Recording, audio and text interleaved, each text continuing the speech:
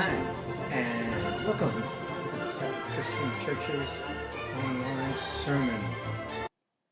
Before conditions were right for God to give His people the Ten Commandments, we get a preview. It's kind of a thing called the Noahide Covenant, which has various meanings and so forth. Now, the Noahide Covenant contained some of the Ten Commandments. Of course, we know, as we have seen, the creation itself had all of the Ten Commandments. Now, Noah did, and what Abel did, and offered a sacrifice after the ark came to rest on the dry ground and after Abel's conditions. Now, he understood, Noah, the concept of sacrifices of animals, what we might regard as a type and prophecy of Jesus' sacrifice. We'll see it toward the end. Now, after the sacrifice emanating from his fulfilled trust in God by building the ark, he defined, without calling it as much, the covenant of never inundating the earth again because of mankind's constant disregard of their Creator. Up to the time of Noah, there was no one that obeyed God. Certainly Adam didn't, although he never entirely rejected it, as Eve did. Now, one of the things in the Noahide Covenant that's spelled out, and we can see this in the creation and everything without going into detail now, idolatry is forbidden. One of the Ten Commandments.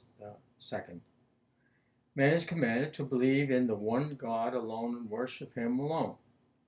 Well, this seldom, if ever, happened. There have also been incestuous and adulterous relations, which are forbidden. God created male and female. He created them. So the human beings are not the sexual objects nor the pleasure of the ultimate goal of life. Murder is forbidden. The life of a human being formed in God's image is sacred. Cursing the name of God is forbidden in the Noahide. Besides honoring and respecting God, we learn from this precept that our speech must be sanctified as a distinctive sign separating man from other things, animals, and so forth. Theft is obviously forbidden because the world is not ours to do with what we please. We have to work and earn what we have. Otherwise, it is theft, one way or another. The heads of government get their authority to rule from God. This is very important. And this comes from Noah. Because Noah obeyed God, mankind was destroyed, and everything comes down from him. His sons and so forth, their grandkids and so forth, and down the line until we get to Moses. When God decided that a government disregards the Noahide Covenant blatantly, these governments are destroyed. He destroyed them once by changing their languages so they couldn't get together. And we have some other examples of this, as well as Sodom and Gomorrah wouldn't stop what they were doing. Nazi Germany of more modern times did that. And these governments were destroyed.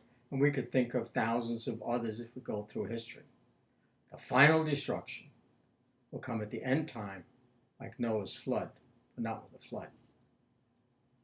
Now, the Israel's constitution, if you will, has these articles or laws which the country is organized and governed. Altogether, there are 613 rules out of the 10. It's a bureaucratic nightmare. And history tells us what bureaucracies can do.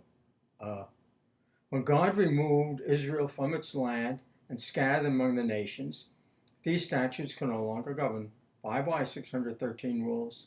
Not that Israel ever kept them orderly anyway. Diaspora came twice, once as conquered and later as complete removal from their land by Rome. Circumcision of the foreskin caused blood, like the blood of the lambs. The foreskin is removed from the body. Jesus was removed from the living with blood, just like the lambs. Put the spear into him.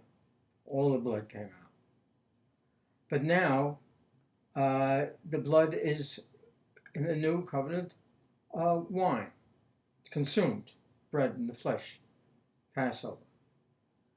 Albeit without a death of a covenant cannot come into effect without the death cannot be administered. So the death of the bringing the Noah covenant was the death of bad people. In the case of Jesus, was the death of a perfect person, human being. The old covenant was elevated to the new covenant. The old covenant had physical laws which prefaced the new. For example, blood from the, as we mentioned, sacrifice remained an important part of the ritual. In the new covenant, the blood, a ritual changed to an edible substitution, the wine from Passover. Since the blood contained the life of animals and people, wine imbibing during Passover represented the renewal within a believer. Jesus' giving and sacrificing his blood, like them, became a sign that frees us from the forces, becomes a sin that frees us from the life forces as the wine drinking symbol. The commandments built into the creation. Since we are part of the creation, we have the potential to have the law written on our hearts and in our minds. And we have the potential to be able to live up to these laws of life. We are made in the image of God, and nothing can take that away except people's going off on languages which refuse to accept the 10 words of the language, 10 commandments. It takes a lot of effort and training, as with the baby and shield, to live up to whom we have become. Not our potential, what we are. We have to live up to what we are and be what we are. As the God of the Gentiles, he makes us all become one in him. Amen. And thank you for watching and listening.